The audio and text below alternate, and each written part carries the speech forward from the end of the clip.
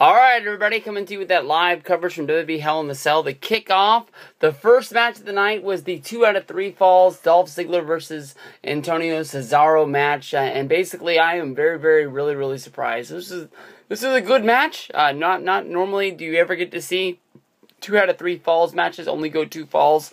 Normally when you do, you would think that the heel would come out on top of the victory. But, I mean, this is one of those matches that maybe will add some prestige to that Intercontinental title. In these series of matches that I've been talking about is that, we haven't had a good Intercontinental champion in a good couple of years, and here he is going out there, and he's a very good technical wrestler as well, but he's beating a guy better than him, and a guy that should be higher up on the card than he should be. So, I mean, maybe these are the wins that Ziggler is going to start putting together to sort of elevate the Intercontinental Championship as well as elevating himself. You go back to the early days, in the 1990s, it was like the Intercontinental Championship was a stepping ground to being the WWE champion. Of course, Dolph being a World Heavyweight Champion in the past, but everybody has been a fan of Dolph Ziggler for a real long time, and they're really trying to push him up there as far as they can.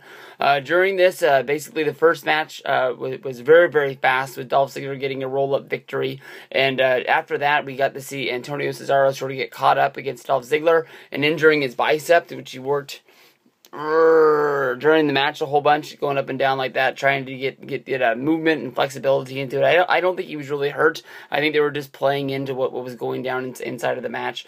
But that second fall was awesome. I honestly was hoping that they were just going to get the second fall out of the way. Everybody knows that they always go 3 falls, and I bet you there's some people that weren't paying attention to the second fall as well. But we got to see, Dolph Ziggler hit Cesaro with a Famouser, which he was barely able to kick out of. We saw Cesaro muscle Dolph Ziggler up and put him on the top rope and hitting it one of his big suplexes off the top, and that was something that I thought was going to be a finish for Cesaro to get the win, but he wasn't able to do it, and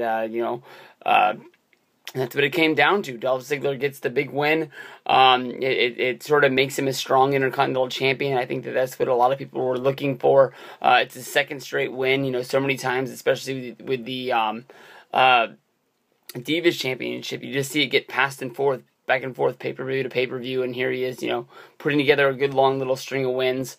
You don't really get to see 2 out of 3 falls matches end in 2, so this is something that's honestly really special. It was a good match. It maybe wasn't a great match, but Dolph Ziggler wins 2 out of 3 falls in the very first 2 ones, and we're off to a good start here at the WWE Hell in the Cell pay-per-view, putting it together, and stay with me, and we'll be covering the show all night long. Thank you very much. Peace out, everybody. See you in the next one.